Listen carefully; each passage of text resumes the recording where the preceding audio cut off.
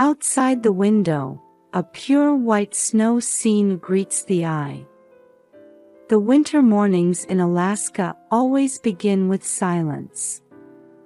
I'm Jessica Miller. Even at 62, I haven't changed my habit of waking up at 5 a.m. every day. Standing in the kitchen, brewing a warm cup of coffee, I gaze out the window at the view of Miller's orchard spread before me. I'm reminded of over 40 years ago when my husband Robert and I started this orchard. In this small town near Fairbanks, everyone said, "It's too cold for anything to grow." But we didn't give up. After much trial and error, we found apple varieties that could withstand the cold and even succeeded in growing berries. Now, our orchard has become a fixture at the local farmers market, and in summer, it's bustling with tourists. It makes me so happy when everyone tells me how exceptionally sweet our fruit is after surviving the harsh winter. As I'm preparing breakfast, I hear footsteps coming down the stairs. "Good morning, Grandma," comes a cheerful voice. It's my granddaughter Emily. "Good morning, Emily. Did you sleep well?" "Yes. I have something exciting at school today."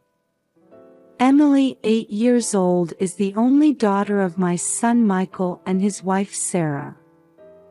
They all live together with us in the big house on the orchard. A little while later, my husband Robert comes down. "Good morning, Jess," he smiles at me gently. Even at 65, his smile hasn't changed from 40 years ago.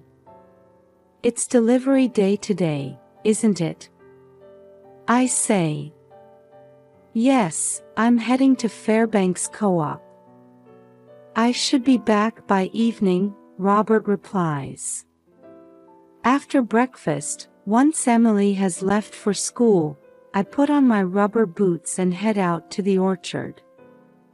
It's my daily routine to check on the apple trees in the snow.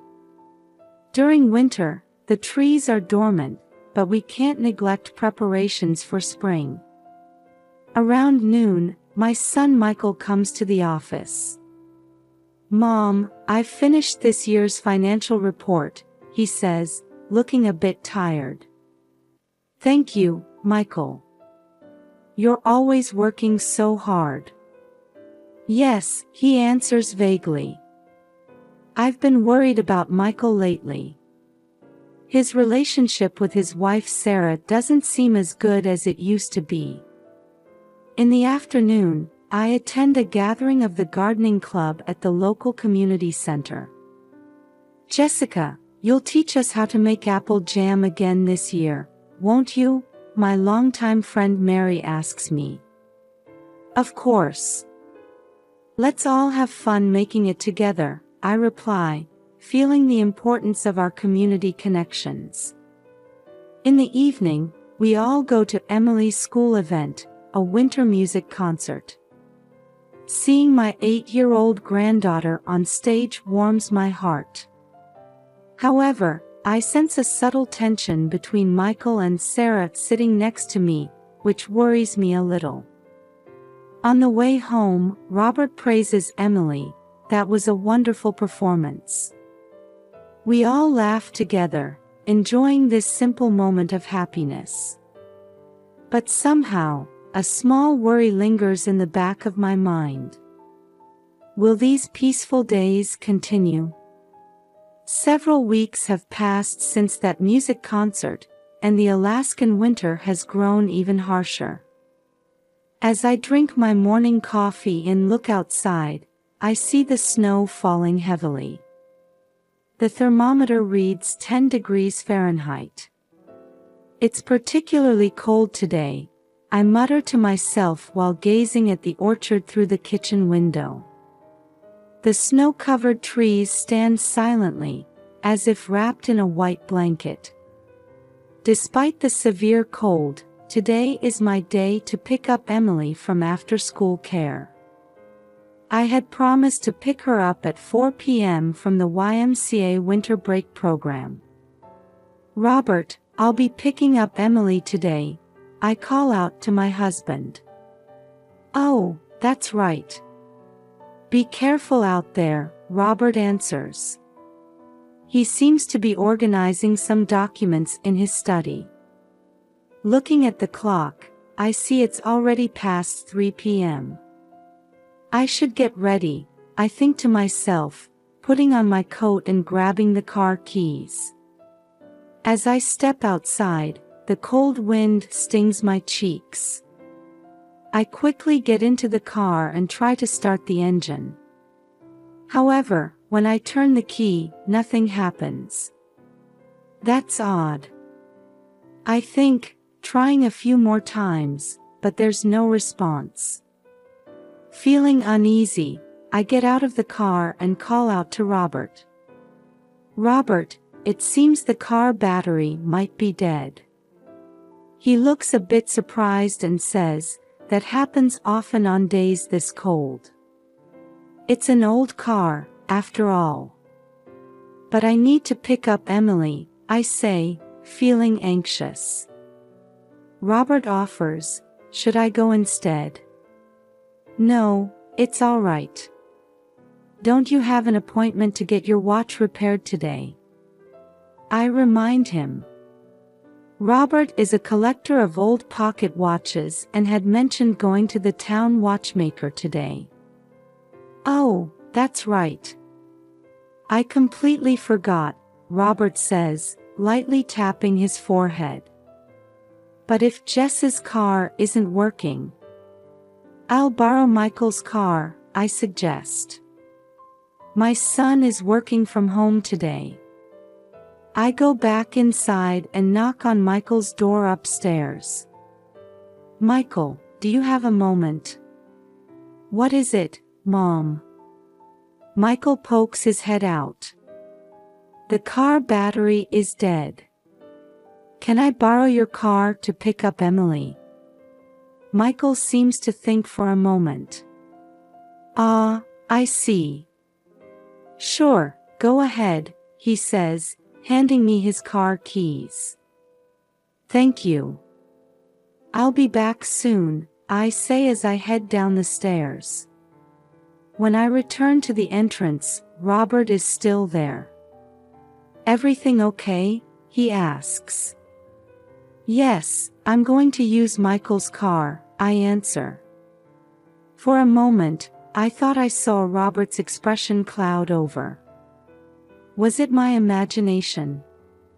"I see. Be careful out there," Robert says. I get into Michael's car and start the engine. It starts up fine, and I feel relieved. I see Robert's figure in the rearview mirror as I drive off. The trip to the YMCA usually takes about 20 minutes. However, with the heavy snow and poor visibility today, I need to drive carefully. On the way, I feel like the car isn't handling as well as usual. Is it just my imagination? I wonder, but an uneasy feeling creeps into my chest.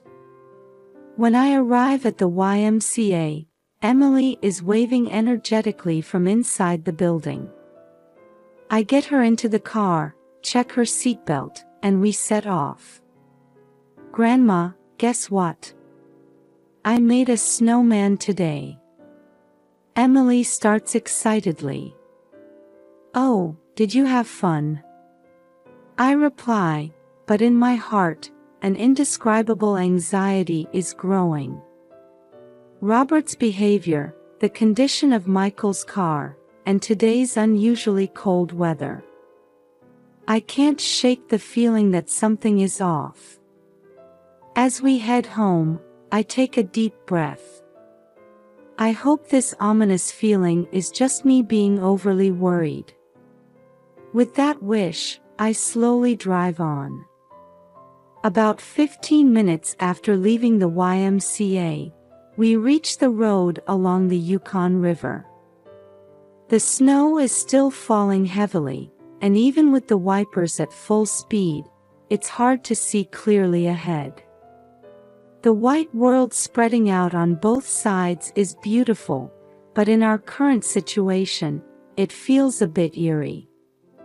"Emily, are you cold?" I call out to my granddaughter in the back seat. "I'm okay, Grandma. But you know." Emily's voice sounds a bit clouded. "What is it?" "Grandma, this car feels strange." Emily's words make my heart skip a beat. The truth is, I've been feeling something off since we left. The steering wheel vibration seems stronger than usual, and the engine sound oddly irregular. "Strange how?"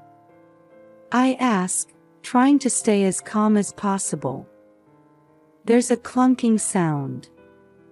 Daddy's car doesn't usually make that noise." Hearing Emily's words, my unease turns into certainty. Something is wrong. It might be dangerous to continue driving like this. Just then, I spot a small parking area ahead. It's a viewpoint for the Yukon River. Usually, it would be crowded with tourists, but on a day with such bad weather, no one is there. "Emily, we're going to take a little break," I say as I pull into the parking space. When I turn off the engine, silence envelopes the car. Outside, the snow is still falling heavily, but from inside the car, it looks like soft cotton fluff drifting down. I take a deep breath and try to clear my head. I've decided it's too dangerous to continue driving.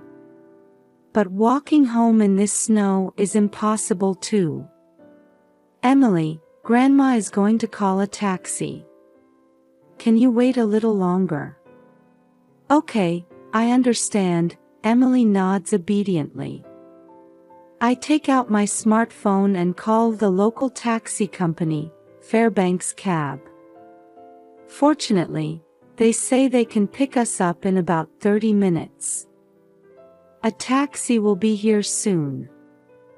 Until then, let's chat, shall we? I say to Emily. "Yeah. Hey Grandma, today at the YMCA." As I listen to Emily's story, various thoughts run through my mind. Why is Michael's car in this condition?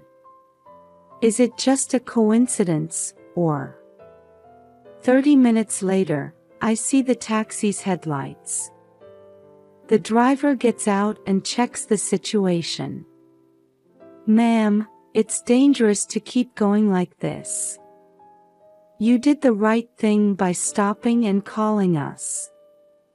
Hearing those words, I felt a chill run down my spine. If Emily hadn't noticed. As we get into the taxi, I look back at Michael's car. Tomorrow, I need to have it properly inspected. And I need to talk to my family. "Emily, you did well to notice." "Thank you," I gently pat my granddaughter's head. As the taxi starts moving, my heart is filled with deep anxiety and fear of the truth that awaits us. When the taxi stopped in front of our house, the day was already beginning to fade. The snow had finally let up, and the warm light leaking from the house windows reflected beautifully on the snow-covered ground. "Emily, we're here," I call out, and my granddaughter nods, rubbing her sleepy eyes. After paying the taxi driver and thanking him, we get out. Suddenly, the door flies open and Robert rushes out. "Jessica." "Emily." His voice is clearly agitated. Robert's expression changes from surprise to confusion, and for just a moment, disappointment. It seemed to flash across his face. "How are you safe?" a whisper escapes from Robert's lips. Those words sent a chill down my spine. Something is decidedly wrong. "Robert, what do you mean?" I asked, trying to maintain my composure. "Oh, no. I was just worried." With this terrible weather, he hurriedly tries to cover up, but his eyes remain fixed on us. "Emily, go inside. You must be cold," I urge my granddaughter into the house. Once Emily is inside, I turn back to Robert. "About the car, we need to have it checked properly tomorrow. It started acting up on the way." "I see." Robert's reaction feels oddly detached. As we enter the house, Michael comes down the stairs. "Mom, Emily, you made it back safely." His voice seems to mix relief and anxiety. "Yes, but is your car all right? It started acting strange on the way." "Oh, that.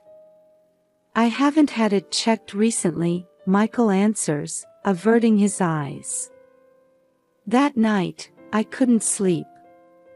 Robert's reaction, Michael's attitude, and the condition of the car. Everything felt unnatural, as if some big secret was being hidden. Past midnight, as I was heading to the kitchen feeling thirsty, I heard small voices leaking from the study. It failed. Why didn't those brakes work? It's Robert's voice. I don't know. I was sure I had disabled them. This time it's Michael's voice. The voice of my son. Next time, we need a more foolproof method. "But Dad, is this really okay?" "Mom and Emily." "Shut up. You have debts too, don't you?" The orchard's financial troubles are serious. If we can just get the insurance money, everything will work out. I held my breath. I couldn't believe my ears. But the conversation I heard was clear. My husband and son were trying to take my life and Emily's. My legs felt weak, and I leaned against the wall. My mind went blank. I can't believe it. I don't want to believe it. But this is reality. Quietly, I returned to my room and closed the door. Tears streamed down my cheeks. My husband of over 40 years, the son I gave birth to. These two were trying to take our lives. Why? The orchard's financial troubles. Debts. I can't even imagine how bad the situation must be. But even so, to try to kill family members. Emily's innocent 8-year-old sleeping face comes to mind. I must protect her. But how? Should I go to the police? But there's no evidence. Would I have to report my own family? As the morning sun begins to shine through the window, I finally make up my mind. First, gather evidence. And ensure Emily's safety. Love for my family and the sadness of betrayal. The fear of protecting myself and the determination to protect Emily. Conflicting emotions clash in my chest. I close my eyes and take a deep breath. The road ahead will be tough. But I must reveal the truth and do what's right. With the morning sun, I quietly get up from bed with a new resolve. From that night until the next morning, I stayed awake gathering evidence. A recording device hidden in Robert's pocket watch, the history on Michael's computer, and Sarah's unnatural behavior. Everything confirmed my worst fears. First thing in the morning, I headed to the local Fairbanks police station. As I entered the station, my hands were shaking with nervousness. "How can I help you?" the receptionist officer asked. "I think my family is trying to take my life. I have evidence." Hearing these words, the officer showed a surprised expression. Immediately, a detective who seemed to be a veteran was called, and I was guided to a separate room. "Mrs. Miller, please calm down and tell me everything from the beginning, in order." Taking a deep breath, I started to tell everything. The conversation between my husband and son, the unnatural car breakdown, and the evidence I had gathered. "The car I left by the Yukon River is urgent," I emphasized. "The perpetrators might try to destroy the evidence." The detective understood the gravity of my words and immediately gave instructions to his subordinates. "Head to the scene right away and secure the car. Evidence preservation is the top priority." A few hours later, I received a call from the police. "We've successfully secured the car." As expected, the brakes had been deliberately cut. Hearing this report, the last hope in me vanished.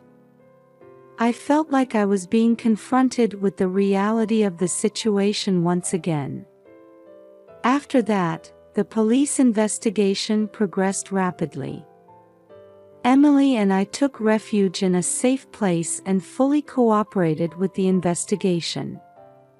A few days later, the whole picture became clear. At the police station, I received a detailed report from the detective in charge. "Mrs. Miller, I'm going to share the results of our investigation." The detective's expression was stern, but also showed a hint of sympathy. "Yes." My voice was trembling. The brakes of the secured car were indeed deliberately cut. It seems to have been a meticulous plan to stage an accident on the snowy road. I held my breath at those words. Furthermore, we found evidence of conspiracy between your husband, Mr. Robert, and your son, Mr. Michael. There were email exchanges between the two and suspicious movements in their bank accounts. The detective paused for a moment, gauging my reaction. I nodded for him to continue. "Regarding the motive, it seems the orchard's management was in a dire situation. Harvest yields had drastically decreased due to abnormal weather in recent years, leading to substantial debt. Moreover, Mr. Michael had separate debts as well." I had no idea about any of this," I said. "Yes. And it seems they had their eyes on your and your granddaughter's high-value life insurance policies. They probably thought all their problems would be solved if they could get the insurance money." I couldn't hold back my tears. I had worked so hard for my family. Why didn't they come to me for help? And the detective hesitates a bit before continuing. "We've discovered that Mr. Michael's wife, Mrs. Sarah, was also aware of this plan." "Sarah too." My heart was completely shattered.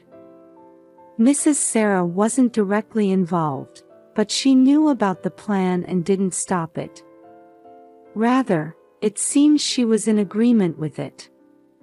After hearing everything, I let out a deep sigh. What happens now? Mr. Robert and Mr. Michael will be arrested for attempted murder and attempted insurance fraud. Mrs. Sarah will likely be questioned on suspicion of conspiracy. Reality weighs heavily on me. The betrayal by my family, the orchard's crisis, and our future life. However, remembering Emily's smile, I renewed my determination. I vowed in my heart to overcome this ordeal and build a new life. Following the police investigation results, the prosecution swiftly moved to press charges. When the trial began, local media reported extensively, throwing our small town into turmoil. When I first faced Robert, Michael, and Sarah in court, my heart was filled with complex emotions. Those who were once my beloved family now sat in the defendant's box.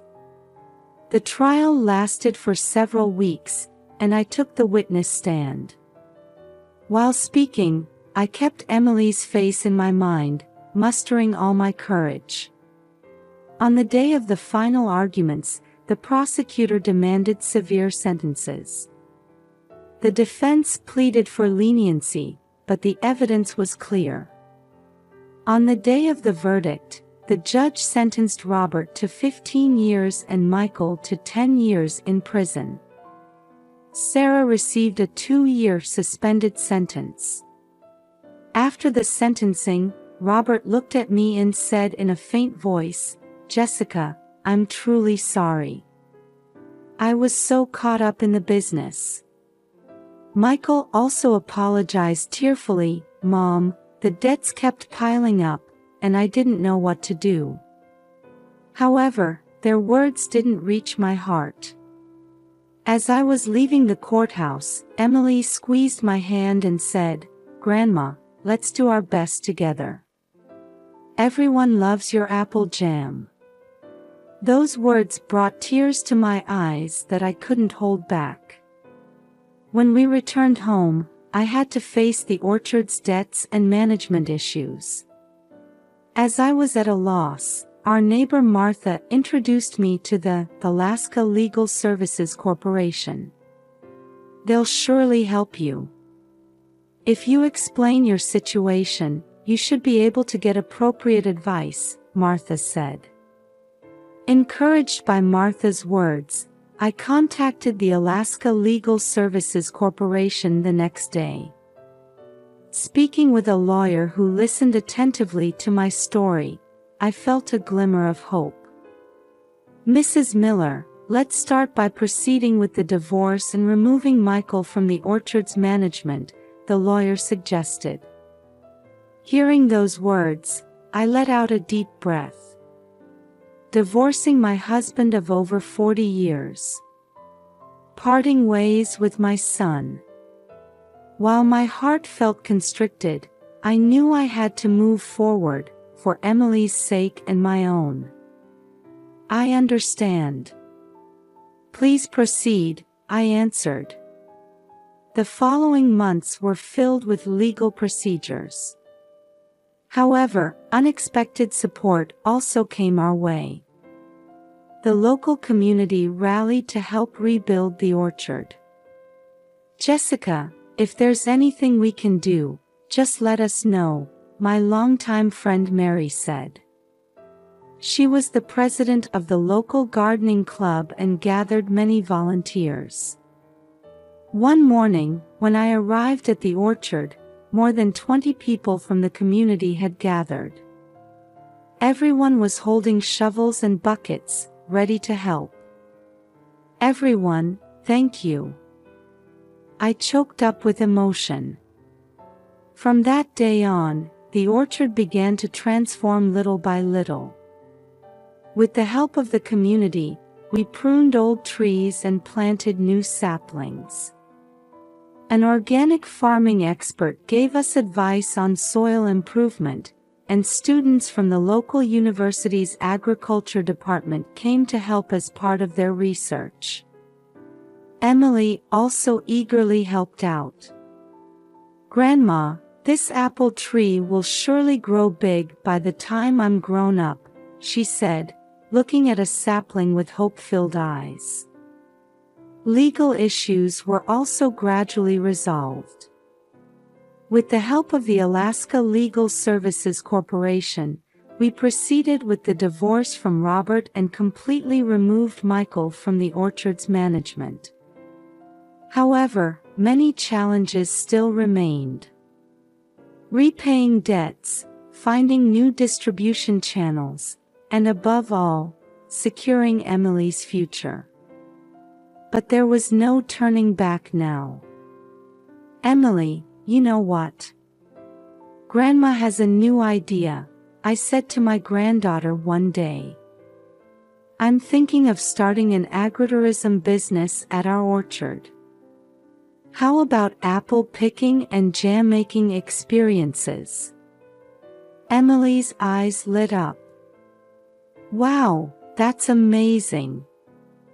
I want to be in charge of explaining about apples to the customers."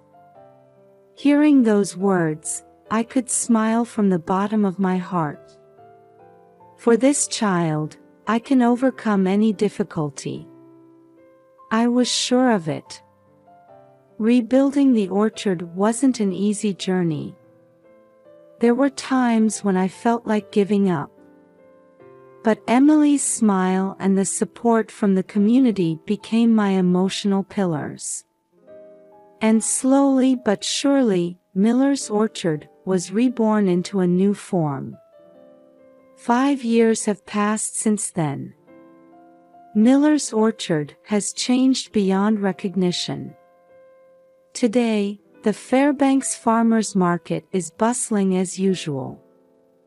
"Jessica, the taste of this year's apple pie is exceptional," a regular customer calls out with a smile. Emily, now 13 years old, is enthusiastically explaining apple varieties to tourists. Her bright smile seems to heal the hearts of visitors. The other day, Michael, who was recently released on parole, visited the orchard. At first, I was hesitant, but after hearing his sincere apology and determination to rehabilitate, we've begun to walk the path of reconciliation little by little. I received a letter from Robert saying he's participating in gardening therapy in prison. He wrote that he wants to work in the orchard after his release. That decision is still difficult for me, but I don't intend to completely close the door. Life is full of unexpected turns. But surrounded by the people we love and this beautiful orchard, we are surely grasping happiness.